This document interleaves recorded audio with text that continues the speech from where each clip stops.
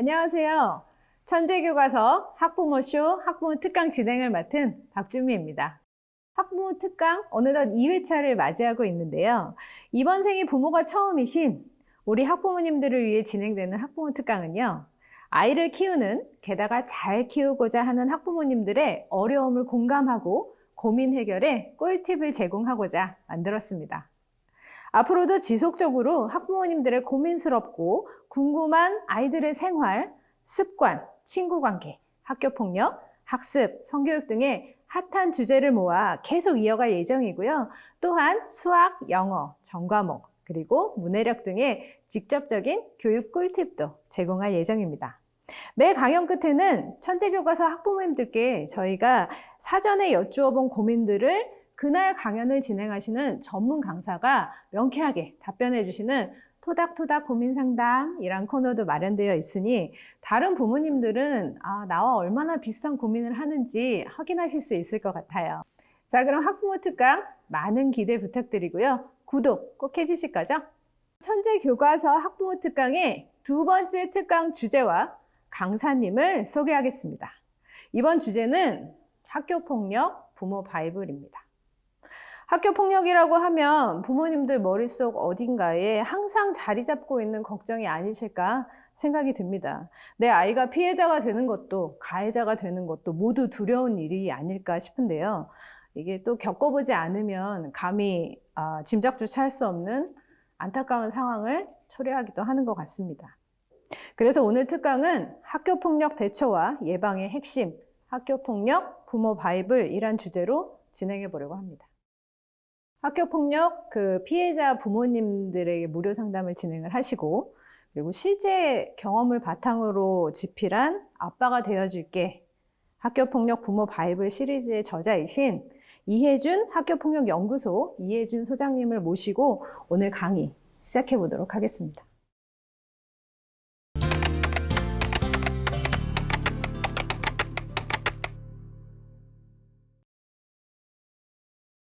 안녕하세요. 학교폭력 부모 바이블 아빠가 되어줄게 저자이자 이혜준 학교폭력연구소 소장 이혜준입니다.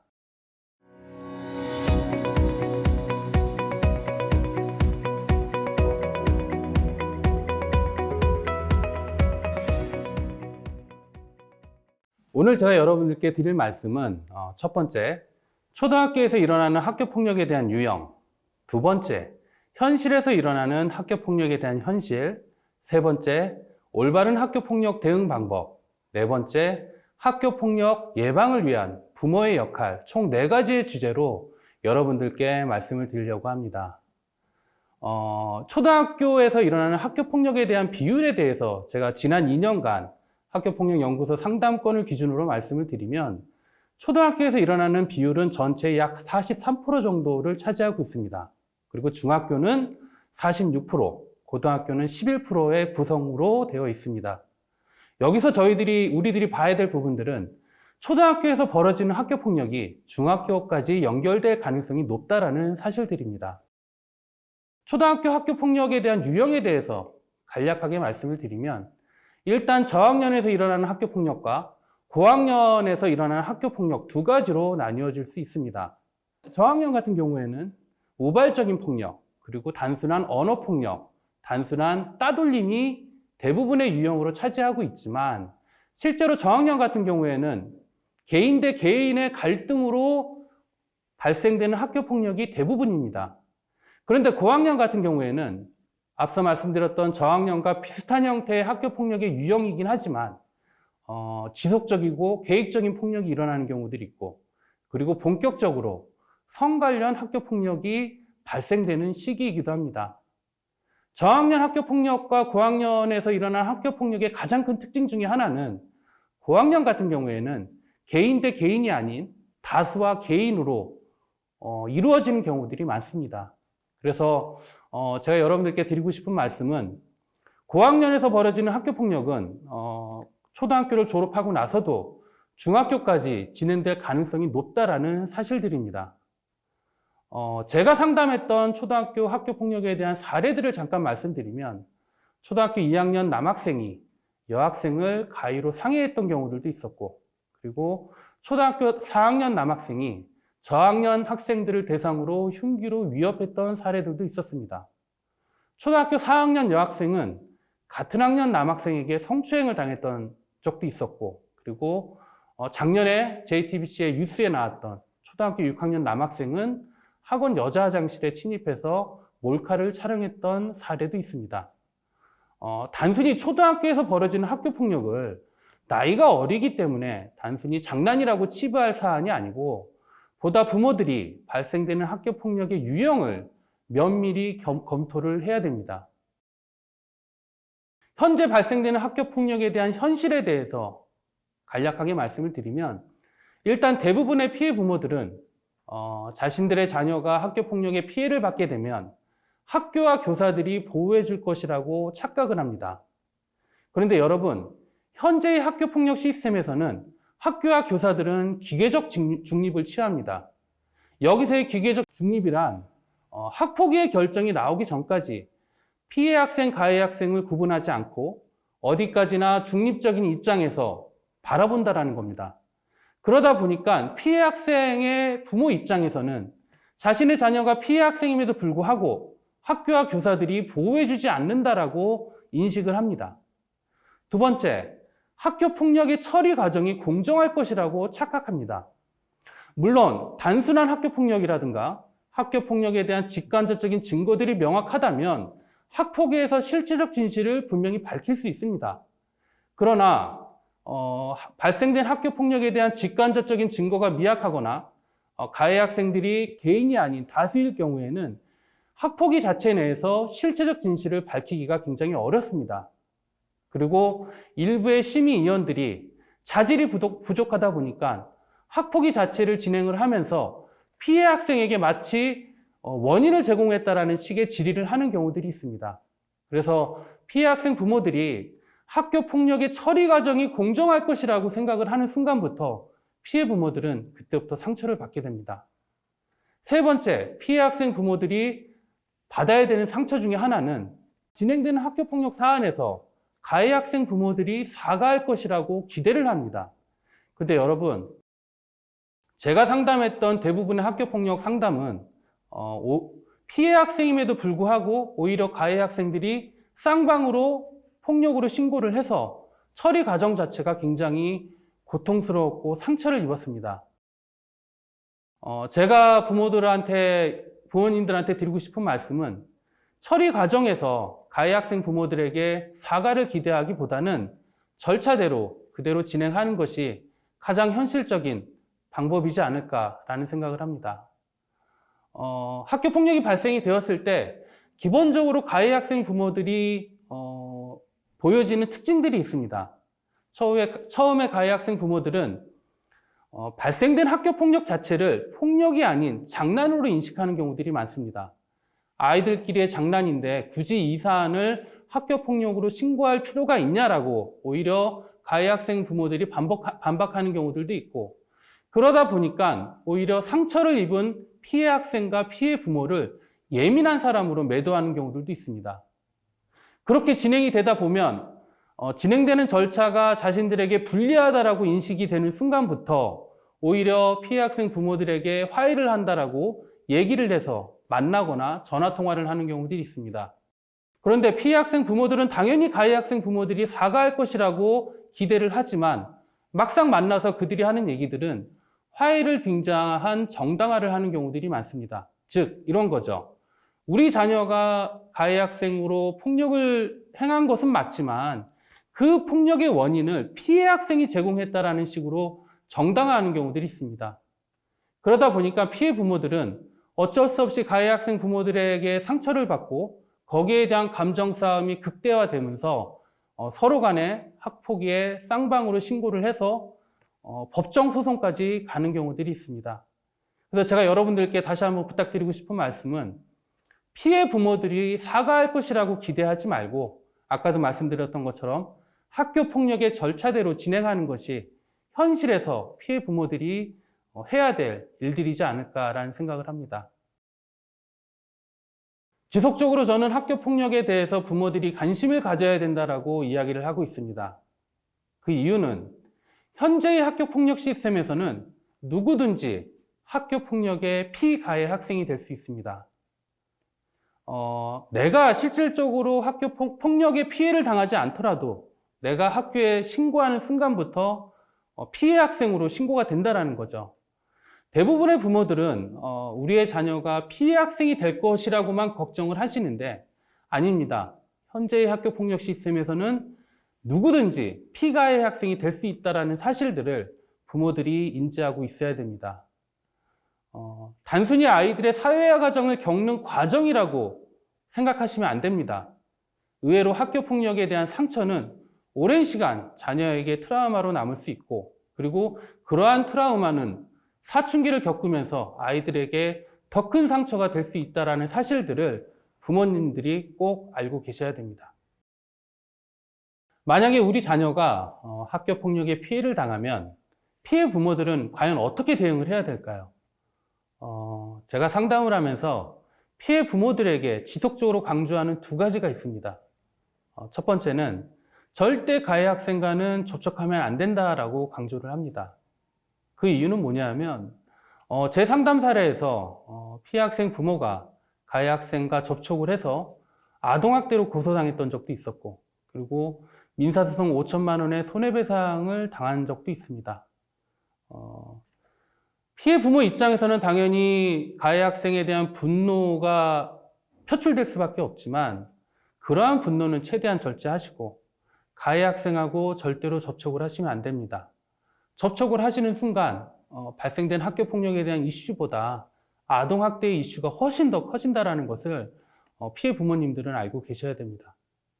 두 번째는 교사들에게 최대한 감정적인 표현은 지양하라고 저는 이야기하고 있습니다. 왜 그런 얘기를 제가 말씀드리냐면 현실에서의 학교와 교사는 학교 폭력 시스템에 대한 권한이 굉장히 제한적입니다. 어차피 우리 자녀는 학교 폭력에 대한 처리 절차가 끝나고 나서 다시 학교로 돌아가야 됩니다. 굳이 학교에 있는 교사들을 대상으로 감정적인 표현을 하게 된다면 교사들도 감정의 동물이기 때문에 어떤 식으로든 간에 우리 자녀에게 피해를 볼 수 있습니다. 그래서 저는 되도록이면은 학교와 교사들에게는 감정적 표현은 지양하시고 교사들에게 대응할 때는 감정을 절제하고 최대한 절차를 가지고 논리적으로 대응해야 된다는 것을 부모님들께 강조합니다. 학교 폭력이 발생이 되면 피해 부모들은 어떻게 해야 될지 잘 모릅니다. 제일 먼저 피해 부모들이 고려해야 될 것들은 발생된 폭력의 자기 객관화입니다. 과연 이 폭력이 사고인지, 실질적으로 폭력인지, 아니면은 아이들하고의 어떤 우발적인 신체적 접촉인지를 먼저 판단을 해야 됩니다. 근데 초등학교에서 발생되는 학교 폭력이 의외로 사고인 경우들이 많습니다. 즉, 아이들하고의 놀이 관계에서 일어나는 사고를 단순히 이거를 폭력으로 확대해가지고 학교 폭력으로 신고하게 된다면 오히려 학폭위에서는 조치 없음으로 나올 가능성이 높습니다. 그래서 제가 다시 한번 부모님들한테 강조하고 싶은 얘기는 발생된 학교 폭력이 사고인지 폭력인지 그리고 우발적인 폭력인지 그리고 지속적인 폭력인지를 명확히 부모님들이 객관적인 입장에서 판단할 필요가 있습니다. 그렇게 판단된 폭력은 과연 이 폭력으로 인해서 우리의 자녀가 어떤 피해를 입었는지도 면밀히 검토를 해야 됩니다. 만약에 신체적 피해를 입었다면 가까운 병원에 가서 진단서를 발급을 받아야 되고, 그리고 정신적인 피해를 입었다면 가까운 심리센터에 가서 아이의 스트레스 지수를 낮추어 줘야 됩니다. 그런 부분들이 일정 부분 만들어지면 폭력에 대한 직간접적인 증거들이 만들어진 겁니다.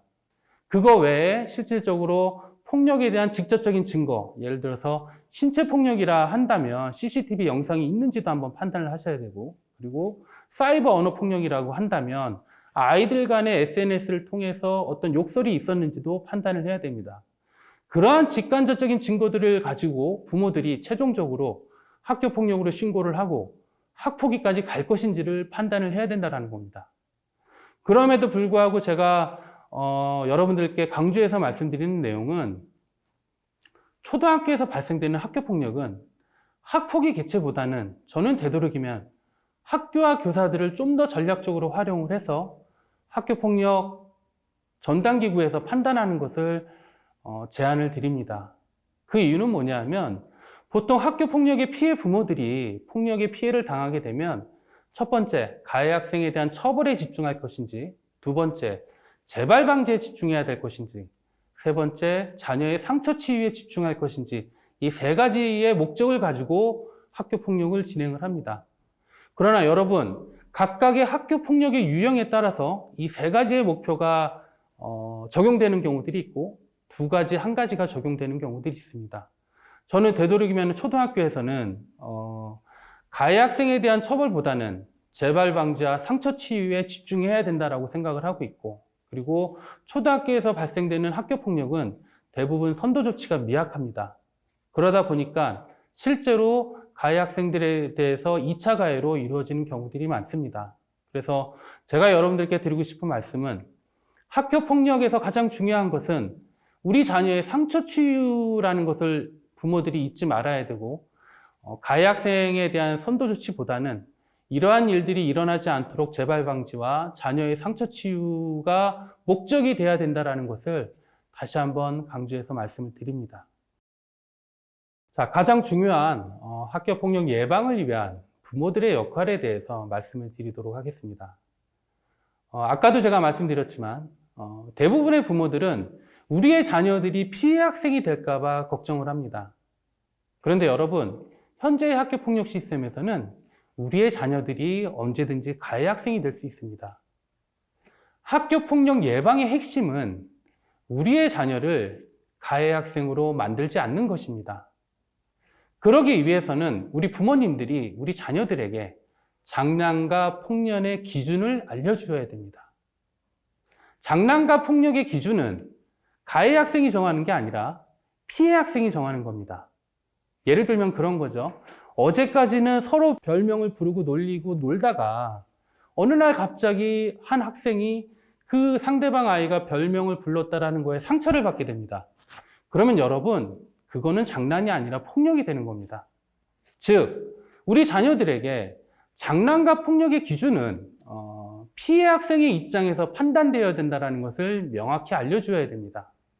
그래야만 우리 자녀들이 아이들하고의 어떤 장난을 하는 데 있어서 조금이나마 더 조심스러울 수 있고, 그리고 상대방의 상처를 더 깊게 이해할 수 있다는 겁니다. 그래서 저는 부모님들한테 부탁드리고 싶은 말씀은 자녀의 인성교육은 학교가 아니라 1차적으로 부모님이 해줘야 된다는 것이고, 폭력과 장난의 기준을 부모님들이 알려주어야 된다라고 생각을 합니다. 두 번째, 자녀의 SNS를 관리해야 됩니다. 여러분, 대부분의 학교 폭력의 시작은 SNS부터 시작을 합니다. 특히 초등학교에서는 에스크FM이라는 어플을 많이 사용합니다.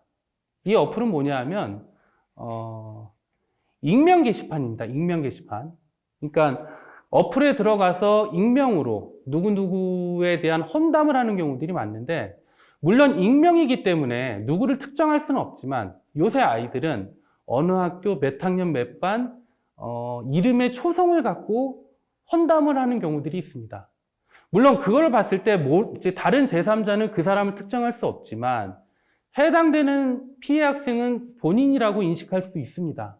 그래서 부모님들한테 드리고 싶은 말씀은 초등학교에서 많이 발생되는 어플인데 에스크FM이라는 어플을 자녀들에게 올바르게 사용할 수 있는, 그리고 온라인상에서의 말 한마디가 상대방에게는 굉장히 상처가 큰 사이버 폭력으로 변질될 수 있다는 그 사실을 부모님들이 자녀들에게 경각심을 주어야 됩니다.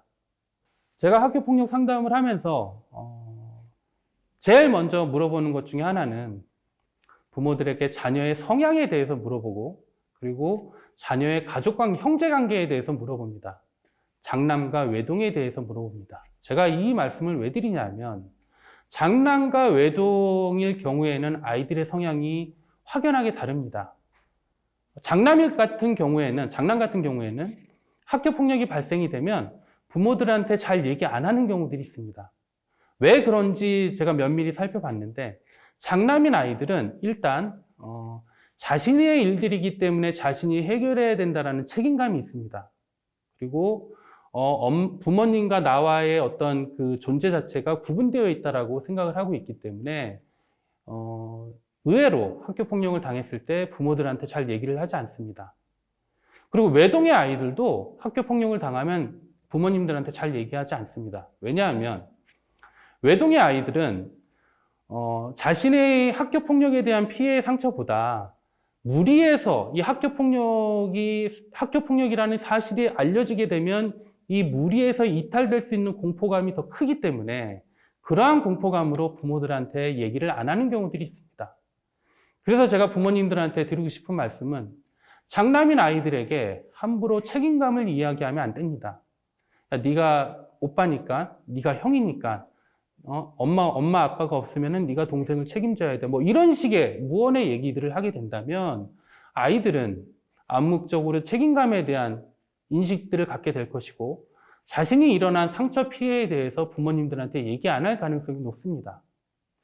외동의 자녀들에게는 친구에 대한 중요성을 함부로 얘기하면 안 됩니다. 친구를 많이 사귀어야 돼. 친구들하고 잘 지내. 이러한 얘기들이 오히려 외동의 아이들에게는 친구에 대한 의존도를 높게 가져갈 가능성이 높습니다. 오히려 저는 외동의 자녀들에게는 친구가 없어도 충분히 행복하게 살 수 있다라는 그러한 얘기들을 좀 더 부모님들이 얘기를 한다면 외동의 아이들이 친구들에게 종속되지 않고 훨씬 더 자존감 있게 생활할 수 있지 않을까라는 생각을 합니다.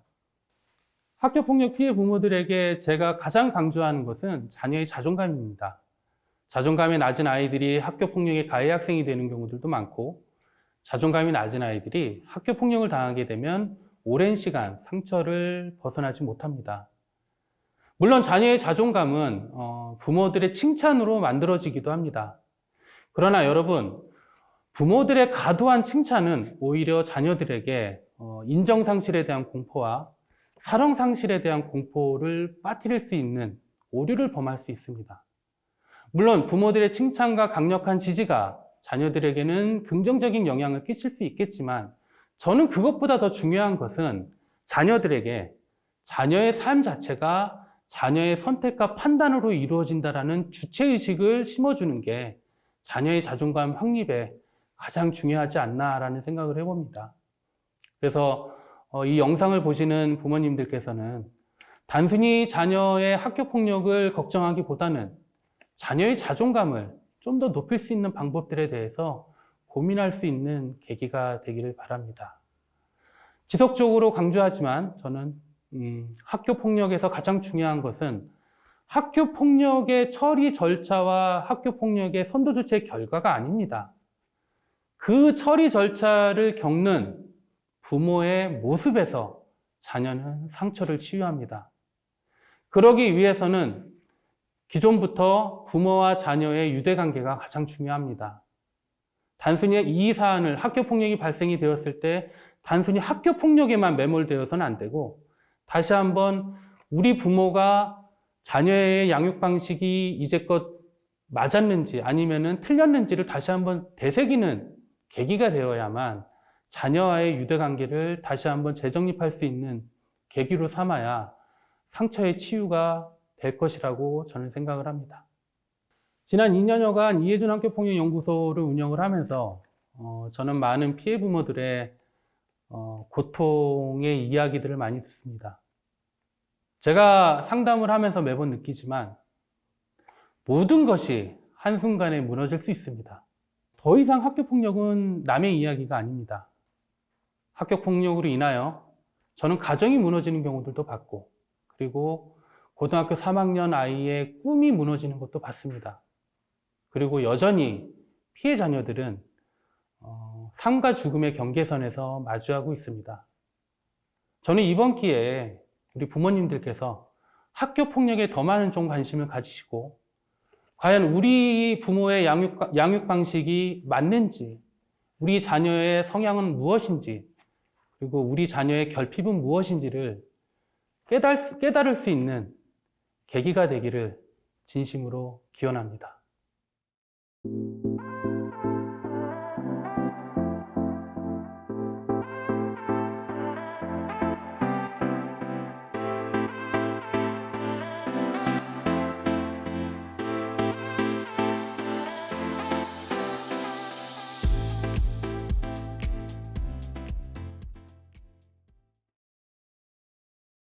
학부모님들의 마음 한구석에 자리 잡고 있는 걱정인 학교 폭력에 대해 귀중한 정보와 조언을 얻은 너무 좋은 강의 감사드립니다. 저희가 사전에 학부모님들께 질문을 좀 받아봤는데요. 혹시 답변 가능하실까요? 예. 알겠습니다. 첫 번째 질문입니다. 학교 생활에 대해 말을 잘 안 하는 우리 아이, 학교 폭력을 알아차리는 방법이나 징후가 있을까요? 라는 질문이었는데요. 이 학부모님의 경우는 아이가 평소에도 말을 많이 하는 편이 아닌데 실제로 학교 폭력이 일어났을 때 그 징후나 이런 것들을 말을 안 하니까 알아차리기 어려울 것 같다가 고민이신 것 같아요. 특별하게 구분되는 징후가 있을까요? 초등학교 같은 경우에는 아이들이 학교 가는 것을 굉장히 불편해하는 경우들이 있어요. 예를 들어서 매주 월요일이 되면 뭐 배가 아프다고 얘기한다거나 등교하는 거에 대한 불편함을 표현하는 경우들이 있는데 그런 징후를 보일 경우에는 부모님들이 한번 점검을 하셔야 돼요. 자녀가 학교에서 뭔가에 불편한 사항이 있거나 아니면 아이들하고의 관계가 어려움이 있다라고 인식을 해서 그럴 경우에는 학교의 선생님하고 한번 면담을 해서 아이의 생활을 한번 점검할 필요가 있습니다. 아, 네. 그런 징후가 있군요. 두 번째 질문입니다. 아이에게 일어난 학교 폭력을 알아차렸다면 이제 이미 알아차리신 거예요. 증거 확보는 어떻게 하면 될까요? 라고 질문하셨는데. 만약 이제 발생된 학교 폭력이 신체적인 폭력이다라고 하면 그 신체 폭력에 대한 CCTV 영상이라든가 아니면은 폭력을 당하고 나서 진단서를 발부하면 그게 직간접적인 증거가 될 수 있습니다. 근데 이제 초등학교에서 발생되는 학교 폭력은 대부분 사이버 폭력이라든가 집단 따돌림이 주를 이루기 때문에 그럴 경우에는 직접적인 증거를 찾는 게 사실 쉽진 않아요. 그래서 제가 이제 부모님들한테 드리고 싶은 말씀은 일단 우리의 자녀가 학교 폭력, 그러니까 따돌림으로 인해서 만약에 힘들어 한다면 그러한 사항들을 해당 담임교사한테 명확히 인식시켜 줄 필요가 있어요. 물론 그렇게 인식시켜 준다고 해서 무조건 학교 폭력으로 신고한다는 의미가 아니라 그렇게 우리 자녀가 어려움을 겪고 있다는 것을 해당 담임교사한테 얘기를 하면 그러한 기록들이 쌓이다 보면 그게 나중에 가서 간접적인 증거로 활용할 수 있다는 거죠. 알겠습니다. 학부모님들 꼭 기억하시면 좋겠습니다. 세 번째 질문 드릴게요. 학교폭력대책심의위원회에 요청하면 쉽게 해결이 가능한가요? 어떤 절차가 있는지 궁금합니다. 예, 아까 강의에도 살짝 말씀을 하셨는데 학교에서 학교폭력이 발생했을 때 아무래도 학부모님들이 이제 당황하시고 어떻게 할 바를 모르니까 학폭위를 제일 먼저 생각하실 것 같은데 이렇게 학폭위에 얘기를 하면 어떤 절차에 따라서 진행이 될까요? 일단 먼저 학교 폭력이 발생이 돼서 학교에다가 신고를 하게 되면 1차적으로 학교 전담기구에서 판단을 합니다. 이 전담기구라 하면 발생된 학교 폭력이 우발적인 폭력이거나 아니면은 피해 자체가 복구가 됐거나 아니면 전치 2주 이내의 신체 폭력일 경우에는 학교 전담기구에서 원칙적으로 판단을 하고 근데 이제 피해 학생 부모 입장에서는 이 사안을 학교 전담기구가 아니라 내가 학폭위로 넘어가겠다라고 요구를 하게 되면 학교 전담기구에서 교육지원청에서 운영하는 학교폭력대책심의위원회로 넘어가게 됩니다. 이제 그렇게 되면 이제 정상적인 행정적인 처리 절차를 밟게 되는데 학교폭력대책심의위원회에서 가장 중요한 것은 심의위원들은 제3자잖아요. 제3자이기 때문에 피해 부모들이 그 심의위원들을 설득해야 되는 논리가 있어야 됩니다. 단순히 피해 학생의 진술 가지고 피해 부모의 진술 가지고는 심의위원들이 판단할 수가 없어요. 그래서 만약에 이제 이 영상을 보시는 부모님들이 학폭위로 넘어갔다라고 하면 발생된 학교 폭력에 대한 직간접적인 증거와 심의위원들을 설득할 수 있는 논리를 만들어야만 우리가 원하는 학폭위에서의 선도 처리 결과를 받을 수 있다라는 것이죠. 그런 논리를 만들 때도 좀 도움을 받을 수 있는 방법이 있나요? 일단은 학교 폭력이 발생이 되면 변호사를 선임하거나 뭐 행정사를 선임하는 경우들이 있는데 실제 이제 제 경험상 학교 폭력에서 변호사가 개입할 수 있는 여지는 굉장히 적어요. 변호사를 선임했다라고 해서 학폭위의 처리 결과가 뒤바뀌진 않는다라고 저는 보거든요. 그리고 학폭위 내에서도 학폭위 참석을 하더라도 변호사가 발언할 수 있는 시간은 극히 적습니다. 그래서 저는 개인적으로 피해 부모들에게 드리고 싶은 말씀은 부모들이 다 할 수 있어요. 부모들이 학교 폭력이 발생이 되면 부모들이 충분히 인터넷을 통해서 처리 과정을 좀 숙지를 하시고 부모들이 자녀를 위해서 충분히 노력하면 충분히 억울한 사항들에 대해서 우리가 해결할 수 있다는 것을 제가 다시 한번 말씀을 드립니다. 다음 고민은요. 또래보다 키도 작고 왜소한 편인 남자아이라 학교 폭력을 당하지 않을까 걱정입니다. 어떤 예방법이 있을까요? 라고 하셨는데 아무래도 어린 시절에는 뭐 키가 크다던가 아니면 덩치가 크다던가 하는 이런 신체적 우월함이 이제 지나친 자신감으로 표출이 되는 경우가 있고 그렇지 못한 아이는 또 위축되는 경우들이 있잖아요. 남자아이들의 경우는 이런 부분이 여자아이들보다 조금 더 민감할 것 같은데 어떤 예방법이 있을까요? 또래보다 체구가 작다는 얘기는 의외로 그 아이가 친구들에게 의존적일 수도 있다라는 의미일 수도 있거든요. 그래서 저는 되도록이면은 우리의 자녀가 체구가 작고 좀 내성적이다라고 하면 부모들이 친구에 대한 의존도를 좀 더 낮출 수 있는 양육 방식으로 가야 된다라고 저는 생각을 해요. 그래서 그런 식으로 좀 더 자녀의 어떤 자존감을 좀 높여주는 방식으로 부모들이 계속적으로 교육을 해야 되고, 그리고 제일 중요한 것은 그 친구가 폭력인지 장난인지를 구분할 수 있어야 돼요. 친구에 대한 의존도가 높은 아이들은 본인 스스로가 폭력이라고 인식을 하면서도 장난으로 그냥 생각하는 경우들도 있어요. 그래서 오히려 자녀들이 좀 더 왜소하거나 내성적인 아이들에게는 아까 제가 말씀드렸던 것처럼 부모들이 폭력과 기준에 대한 기준을 명확히 알려주셔야 되고, 폭력을 당하게 되면 언제든지 엄마한테 얘기해야 된다라는 것을 계속적으로 얘기를 해줘야 되지 않을까라는 생각을 합니다. 마지막 고민입니다. 여자아이라 이 톡 단체방도 많고 친구랑 문자를 자주 주고받습니다. 언어폭력의 가해자도 피해자도 되지 않으려면 어떻게 해야 할까요? 이게 육체적인 폭력만이 폭력은 아니죠. 잘못된 언어 사용도 폭력으로 인지하는 이제 사회 전반적인 인식과 경각심이 높아지고 있는데 아이들에게 어떤 가이드를 부모님이 주실 수 있을까요? 이거는 이제 제 딸의 사례를 말씀드릴게요. 제 딸은 이제 중학교 1학년이고, 저희 딸 같은 경우에는 물론 친구들하고의 단체 채팅방이 있어요. 근데 누군가가 다른 아이의 욕을 한다거나 험담을 하게 되면 우리 딸은 거기에 대해서 답변을 하지 않아요. 그러니까 이 얘기는 뭐냐면 사이버 언어 폭력이라는 게 굉장히 광범위해요.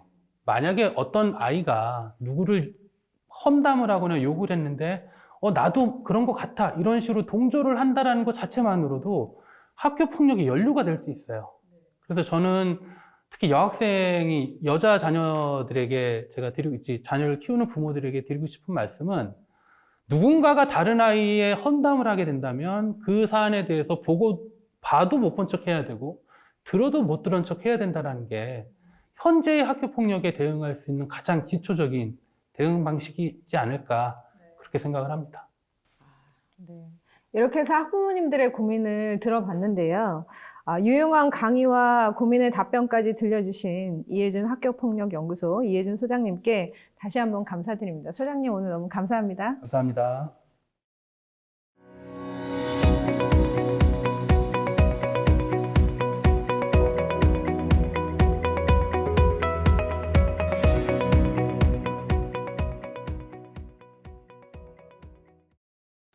오늘 특강은 걱정과 두려움이 공존하는 주제가 아니었나라는 생각이 듭니다. 아이를 키우는 일은 어쩌면 세상을 만드는 일이 아닐까라는 생각도 해보는데요. 아이들이 성장하고 인생을 살면서 수없이 만나는 많은 아픔들이 있을 것입니다. 그 중에는 사실 겪지 않아도 되는 아픔들도 있겠죠. 아마 학교 폭력은 단언컨대 그 중에 하나가 아닐까라는 생각이 듭니다. 쉽지 않은 우리 아이 키우기, 저희 학부모 특강이 우리 부모님들께 힘이 되겠습니다. 다음 특강 주제는요. 초등 사춘기 그것이 궁금하다입니다. 이해해야지 하면서도 이렇게 속에서 막 올라오시잖아요. 네. 우리 아이의 사춘기 대처법 함께 다음 특강에서 만나보시겠습니다. 우리 부모님들 지금도 너무 잘하고 계시고요. 앞으로도 저희 학부모 특강과 함께 힘내주시고 기다릴게요. 다음 시간에 또 만나요.